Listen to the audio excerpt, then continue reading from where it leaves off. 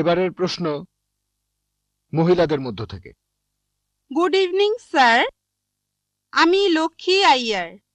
Sir, আমি হিন্দু, তবে ইসলাম ধর্মে বিশ্বাস করি। আমি ইসলাম বিশ্বাস করি কারণ আমি সেরকম কিছু প্রমাণ পেয়েছি। স্যার, আপনি বললেন আল্লাহ একজন, ধর্মও একটা। এখন আমি তিনজন মানুষের উদাহরণ দেই, একজন হিন্দু, আরেকজন মুসলিম, অন্যজন খ্রিস্টান। ধরেন এই তিনজন একসাথে আছে, এখন তাদের শরীর যদি কেটে ফেলা হয়, সেখানে আপনি কি দেখতে পাবেন? শুধু রক্ত, শুধু রক্তই পাবেন। দুধ পাবেন না, পানি পাবেন না, শুধু রক্তই পাবেন। এখন সব মানুষের শরীরে যদি একই রক্ত থাকে, তাহলে মৃতদেহ সৎকারের নিয়মটা আলাদা কেন? মুসলিমরা তারা কবর দেয়, আর হিন্দুরা আমরা মৃতদেহ পুড়িয়ে ফেলি। বোন বললেন আপনি ইসলাম ধর্ম পছন্দ করেন, ইসলামে বিশ্বাসও করেন। আপনাকে অভিনন্দন, আর এই শান্তির ধর্মে আপনাকে স্বাগতম, সত্যের পথে আপনাকে স্বাগতম। বোন প্রশ্ন করলেন যে তিনজন হিন্দু, খ্রিস্টান, মুসলিম, সবার শরীর একই রকম, একই রক্ত, একই উপাদান, কিন্তু আমরা মারা গেলে হিন্দুরা কেন পুড়িয়ে ফেলে আর মুসলিমরা কেন কবর দেয়? আসুন আমরা এটা ভালো করে দেখি। আপনি দেখেন কোন পদ্ধতিটা ভালো। হিন্দু ধর্মে কবর দেওয়ার অনুমতিও আছে শিশুদের ক্ষেত্রে, কিন্তু প্রাপ্তবয়স্ক লোক মারা গেলে তারা বলেন পুড়িয়ে ফেলতে হবে, দাহ করতে হবে। অবশ্য হিন্দুদের কেউ কেউ বলেন যে কবর দিতে হবে। আসুন আমরা এখন ভালো করে দেখি যে শবদেহ, মৃতদেহ পোড়ানো আর কবর দেয়া। এখানে আপনি দেখবেন যখন আপনি কোনো মৃতদেহ পোড়াবেন তখন পরিবেশ দূষিত হচ্ছে। মৃতদেহ পোড়ালে পরিবেশ দূষণ হয়। ইসলাম ধর্মে আমরা কবর দেই কেন? এখন আমরা জানতে পেরেছি আমাদের শরীরে যে উপাদানগুলো আছে, এই পৃথিবীর মাটিতে যে উপাদান আছে, আমাদের শরীরেও একই জিনিস, পরিমাণে হয়তো কম অথবা বেশি। আমরা মাটি থেকে এসেছি, আবার মাটিতেই ফিরে যাব, বিজ্ঞানসম্মত। এটা হচ্ছে 1 নম্বর পয়েন্ট। দাহ করলে আগুন ধরানো হয়, পরিবেশ দূষিত হয়। ইসলাম অনুযায়ী আমরা কবর দেই আর জমি উর্বর হয়, পোড়ানো হয় না বলে পরিবেশ দূষিত হয় না। 2 নম্বর পয়েন্ট, মৃতদেহ পোড়াতে গেলে আপনাকে গাছ কাটতে হবে, গাছপালা কমে যাবে, পরিবেশের অবস্থা তখন খারাপ হয়ে যাবে।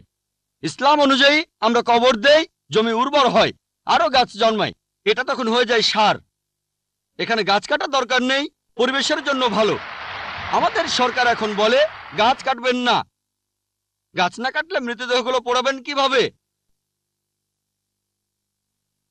3 নম্বর পয়েন্ট, পোড়ালে খরচ বেশি। ইন্ডিয়ার পরিসংখ্যান অনুযায়ী প্রতি বছর হাজার হাজার লক্ষ লক্ষ কোটি টাকা খরচ হয়ে যাচ্ছে। প্রতিদিন কোটি কোটি টাকা খরচ হচ্ছে, প্রতি বছর লক্ষ লক্ষ কোটি টাকা খরচ হচ্ছে শুধু গাছের পেছনে আর মৃতদেহ পোড়ানোর পেছনে। ইসলাম অনুযায়ী আমরা কবর দেই, এটা সস্তা, ফ্রি। 5 নম্বর পয়েন্ট, মৃতদেহ পোড়ালে গাছের কাঠ পুড়ে হয়ে যায় চারকল, ছাই। ইসলামে একটা জায়গায় কাউকে কবর দিলে কয়েক বছর পরে সেখানে আরেকজনকে কবর দেয়া যাবে, এটা সব সময় চলবে। আপনি রিসাইকেল করতে পারবেন। একই জমি কয়েক বছর পরে মৃতদেহের হাড়গোড় আলাদা হয়ে গেলে আবার কবর দিতে পারবেন। তাহলে যুক্তি আর বিজ্ঞান দিয়ে যদি যাচাই করেন, এটাই বিজ্ঞানসম্মত, অনেক মানবিক, অনেক ভালো। কবর দেয়া পোড়ানোর চাইতে অনেক ভালো। আশা করি উত্তরটা পেয়েছেন। আদাব ডক্টর জাকির নায়েক স্যার, আমার নাম ভেঙ্কটামা। আমি গত কয়েক বছর ধরে এক মুসলিম মহিলার সাথে আছি। আমার প্রশ্নটা হলো, সবাই বলে কোনো ধর্মই খারাপ কথা বলে না, কিন্তু মুসলিমরা কেন অন্য ধর্মের লোকদের ইসলাম গ্রহণ করতে বলে?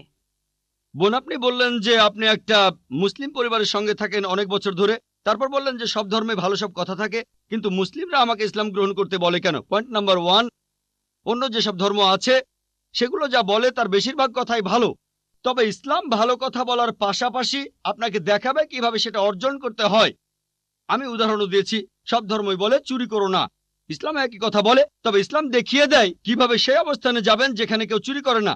জাকাত দেন, সাহায্য করেন, এরপর কেউ চুরি করলে তার হাত কেটে ফেলেন, তাহলে চুরি করা বন্ধ হয়ে যাবে, কোনো অপরাধ থাকবে না। এজন্যই আমি বলেছিলাম যে ইসলাম ভালো কথা বলার পাশাপাশি আপনাকে দেখিয়ে দেবে কিভাবে সেটা অর্জন করতে হয়। 2 নম্বর পয়েন্ট, আমি বিভিন্ন ধর্মের একজন ছাত্র হিসেবে বলছি, যদি আপনি হিন্দু ধর্মগ্রন্থগুলো মেনে চলেন, মনে হয় আপনি হিন্দু, যদি হিন্দু ধর্মগ্রন্থগুলো মেনে চলেন, যদি একজন ভালো হিন্দু হন, আপনাদের ধর্মগ্রন্থই বলছে ঈশ্বর মাত্র একজন। আমার লেকচারে অনেক হিন্দু ধর্মগ্রন্থের উদ্ধৃতি দিয়েছি, এক ঈশ্বর। আপনাদের ধর্মগ্রন্থ বলছে মূর্তি পূজা করবে না, ভগবদ্গীতার 7 অধ্যায়ের 20 অনুচ্ছেদ বলছে জাগতিক আকাঙ্ক্ষা যাদের বুদ্ধিকে আচ্ছন্ন করে রেখেছে, তারা নকল ঈশ্বরের পূজা করে, তারা মূর্তি পূজা করে। এক ঈশ্বরে বিশ্বাস করতে হবে। আজকে আমার লেকচারে বলেছিলাম বিশ্বাস করতে হবে অন্তিম ঋষিকে, কল্কি অবতার, যার বাবার নাম হবে বিষ্ণু ইয়াস আব্দুল্লাহ, তার মায়ের নাম হবে সুমতি আমিনা। তিনি জন্মগ্রহণ করবেন সাম্বালা নামের গ্রামে মক্কা। তিনি জন্মাবেন সাম্বালা শহরের প্রধানের ঘরে, মক্কার প্রধানের ঘরে। তিনি হবেন পুরো মানুষ জাতির পথপ্রদর্শক। তিনি আলোকপ্রাপ্ত হবেন রাতের বেলায় একটা গুহায়। তিনি উত্তর দিকে গিয়ে আবার ফিরে আসবেন। ঈশ্বর তাকে 8টা গুণ দেবেন। তিনি হবেন পৃথিবীর সব মানুষের পথপ্রদর্শক। তিনি একটা ঘোড়ায় চড়বেন, ডান হাতে থাকবে একটা তরবারি, 4 জন সহচর থাকবে তাকে বিভিন্ন সময় ফেরেশতাগণ সাহায্য করবেন। এরকম আরো অনেক অনেক। এই মানুষটা কে? যদি ভালো হিন্দু হয়ে থাকেন তাহলে আপনি এই অন্তিম ঋষিকে বিশ্বাস করবেন, তা না হলে আপনি ভালো হিন্দু নেই। যদি ভালো হিন্দু হয়ে থাকেন তাহলে এক ঈশ্বর বিশ্বাস করবেন, তাহলে আপনি মূর্তি পূজা করবেন না। নাতাস্তি প্রতিমা আস্তি, মহান ঈশ্বর, তার কোনো প্রতিমা নেই, তার কোনো প্রতিমূর্তি নেই, তার কোনো ছবি নেই, তার কোনো ফটোগ্রাফ নেই, তার কোনো ভাস্কর্য নেই।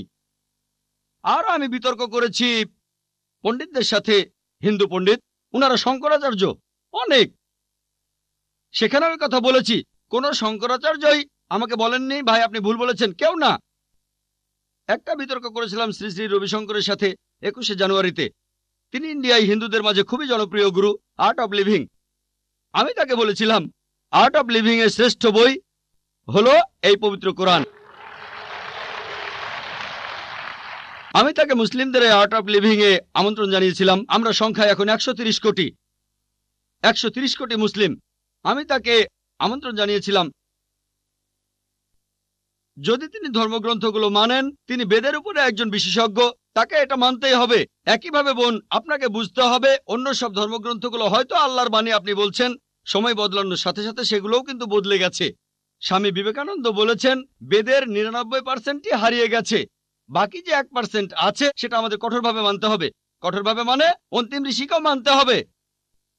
তাহলে কঠোরভাবে মানলে আপনি মোহাম্মদ সাল্লাল্লাহু আলাইহি ওয়াসাল্লামকেও মানবেন, আপনি কোরআনকেও মানবেন। আর আমি আপনাকে এখানে আমন্ত্রণ জানাচ্ছি, এই শান্তির ধর্মে আমন্ত্রণ জানাচ্ছি, যাতে করে আপনি আল্লাহর কাছাকাছি আসতে পারেন। গুড ইভিনিং স্যার, আমার নাম সুতপা সরকার। আমি পেশায় একজন শিক্ষিকা। আপনাকে আমি একটা প্রশ্ন করতে চাই। ইসলাম ধর্মে কর্ম আর মোক্ষ লাভ সম্পর্কে কি বলা আছে, আর এক্ষেত্রে হিন্দু ধর্মের ধারণার সাথে পার্থক্যটা কি? বোন, আপনি প্রশ্ন করলেন ইসলামে কর্ম আর মোক্ষ লাভ সম্পর্কে কি বলা হয়েছে। হিন্দু ধর্মগ্রন্থ অনুযায়ী কর্ম মানে কাজ, আমরা যে কাজগুলো করি, অ্যাকশন, এই কর্ম করতে হবে ধর্ম অনুযায়ী। আর হিন্দু ধর্মের বিশেষজ্ঞরা একটা দর্শনে বিশ্বাস করেন যেটাকে বলা হয় সংস্কারা, জন্ম আর মৃত্যুর চক্র, জন্ম আবার মৃত্যু, যেটা হলো আবার জীবিত হওয়া, অথবা মানুষের আত্মার ভ্রমণ করার থিওরি। তারা বিশ্বাস করে আপনি যেরকম কর্ম করবেন, যদি ভালো কাজ করেন পরবর্তী জীবনে আপনি জন্মাবেন কোন উঁচু স্তরে, যদি খারাপ কাজ করেন পরবর্তী জীবনে আপনি জন্মাবেন কোন নিচু স্তরে। যদি ভালো কাজ করেন আপনি মানুষ হয়ে জন্মাবেন, খারাপ কাজ করলে পশু হয়ে জন্মাবেন, হয়তো ইঁদুর হবেন, বিড়াল হবেন বা তেলাপোকা হবেন। আর সেখানে যদি কিছুই না থাকে, ভালো খারাপ কিছুই না থাকে, তাহলে মোক্ষ লাভ করবেন, জন্ম মৃত্যুর চক্র থেকে বের হয়ে আসবেন। এটা হলো হিন্দু ধর্মের বিশেষজ্ঞদের দর্শন। তবে বেদে এর কোন রকম উল্লেখ নেই। বেদ হলো হিন্দুদের সর্বোচ্চ ধর্মগ্রন্থ, সেখানে উল্লেখ নেই। তারা বলতে চায় যে এই কথাগুলো ভগবদ গীতায় আছে। ভগবদ গীতায় বলা হয়েছে 2 নম্বর অধ্যায়ের 22 নম্বর অনুচ্ছেদে, যেভাবে একটা শরীর পোশাক বদলায় তারপরে নতুন পোশাক পরে, একইভাবে আত্মা নতুন শরীরে প্রবেশ করে। হিন্দু ধর্মগ্রন্থগুলোতে পুনর্জন্ম বলে একটা কথা আছে। এটা আছে ঋগ্বেদ 10 নম্বর গ্রন্থ 16 নম্বর অনুচ্ছেদের 4 ও 5 পরিচ্ছেদে। পুনর্মানে পরবর্তী, জন্ম মানে জীবন, পরবর্তী জীবন। আমরা পরের জীবনে বিশ্বাস করি যে পৃথিবীতে একবার আসবো, মাত্র একবারই আসবো। আমরা পৃথিবীতে একবার আসবো, আল্লাহর আদেশে মারা যাব, পৃথিবীতে একবারই আসবো, একবারই মারা যাব, পরবর্তীতে আখিরাতে গিয়ে আবার জীবিত হব। তাহলে ইসলাম অনুযায়ী আমরা এই পৃথিবীতে একবারই আসবো, তারপর আমরা আল্লাহর আদেশে কিয়ামতের দিনে আবার জীবিত হব। কাজের উপর নির্ভর করে বেহেশত বা দোজখে যাবেন, স্বর্গ বা নরকে। বেদ এমন কথাই বলছে, কিন্তু তারা এটা বোঝে না, হিন্দু বিশেষজ্ঞরা, যে কেন মানুষ জন্মায় বোবা হয়ে, জন্মায় অন্ধ হয়ে, কেউ গরিব হয়, আবার কেউ ধনী হয়, কেউ বা স্বাস্থ্যবান। ঈশ্বর তো কোনো অন্যায় করেন না। তাই তারা একটা দর্শন আনলো যে জন্ম মৃত্যু আত্মার ভ্রমণ করে বেড়ানো। বেদের কোথাও এই কথার উল্লেখ নেই। এমনকি ভগবদ গীতাও এমন কথা বলছে, পুরনো পোশাক বাদ দিয়ে শরীর যেমন নতুন পোশাক পরে, একইভাবে আত্মা পুরনো শরীর ছেড়ে নতুন শরীরে যায়। একবার, আমার কোনো আপত্তি নেই, একবার মারা যাবেন, একবারই পুনরুজ্জীবিত হবেন। তবে ইসলামে এই প্রশ্নটার উত্তর রয়েছে। হিন্দু বিশেষজ্ঞরা এটা বুঝতে পারে না যে ঈশ্বর কেন এমন করবেন। কিছু মানুষ জন্ম থেকে বোবা, কেউ বা স্বাস্থ্যবান, কারো হার্টের সমস্যা, কেউ গরিব আবার কেউ ধনী। ইসলাম বলে, পবিত্র কোরআনে সূরা মুলকের 2 নম্বর আয়াতে উল্লেখ করা হয়েছে, আল্লাহ জি খালাকাল মাউতা ওয়াল হায়াতা, আল্লাহ সৃষ্টি করেছেন জীবন ও মৃত্যু তোমাদেরকে পরীক্ষা করার জন্য। এই জীবনটা পরকালের জন্য পরীক্ষা। এখন কেউ হয়তো জন্মায় গরিব হয়ে, কেউ ধনী হয়ে। ধনীদের ক্ষেত্রে কোরআন বলছে তাদেরকে জাকাত দিতে হবে। যদি আপনার সঞ্চয় 85 গ্রাম স্বর্ণের চাইতে বেশি হয়, নিসাবের তুলনায় বেশি হয়, তাহলে 2.5% জাকাত প্রতি হিজরি সালে দিতে হবে। ধনীরা জাকাত দিতে পারে, নাও দিতে পারে, অর্ধেকও দিতে পারে, হয় সে 100তে 100 পাবে অথবা 50 পেতে পারে। কোনো জাকাত না দিলে সে 0 পাবে। কিন্তু গরিব লোকের ক্ষেত্রে জাকাত দিতে হবে না, সে জাকাতের পরীক্ষায় 100তে 100 পাবে। আমরা বলি এত গরিব লোক, কিন্তু গরিব জাকাতের পরীক্ষায় 100তে 100 পাবে, 100তে 100। আর আমাদের নবীজি বলেছেন ধনী লোকের জন্য বেহেশতে যাওয়া গরিব লোকের চাইতে কঠিন। ধনীরা ভাবতে পারে, ও আমাকে এত জাকাত দিতে হবে, আমি দিতেও পারি আবার নাও দিতে পারি। সবচেয়ে ভালো কাজ হলেও সর্বোচ্চ পেতে পারেন 100তে 100। গরিব লোক এখানে পুরো নম্বর পেয়েছে। তাই এক একজনের পরীক্ষা এক এক রকম। কেউ বা স্বাস্থ্যবান, আবার কেউ হয়তো সে জন্ম থেকেই অসুস্থ। এটা আমরা মানি না যে আগের জন্মের পাপের কারণে কেউ অন্ধ হয়ে জন্মেছে। এটা পরকালের জন্য পরীক্ষা। এমন না যে সে পাপ করেছে, হয়তো এটা বাবা মায়ের জন্য পরীক্ষা। পবিত্র কোরআনে সূরা আনফালের 28 নম্বর আয়াতে উল্লেখ করা হয়েছে, তোমাদের সম্পদ ও সন্তানরা তোমাদের জন্য পরীক্ষা। হয়তো আল্লাহ বাবা মাকে পরীক্ষা করছেন, হয়তো তারা ধার্মিক।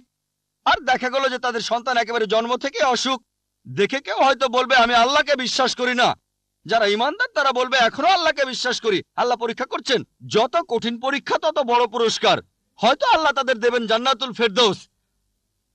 ধরেন যদি গ্র্যাজুয়েশন পাশ করেন, আপনি হবেন বিএ, বিএসসি বা বিকম। যদি পাশ করেন এমবিবিএস, আপনি হবেন ডাক্তার। এমবিবিএস পাশ করাটা বিকমের চাইতে কঠিন। যত কঠিন পরীক্ষা তত দামি ডিগ্রি।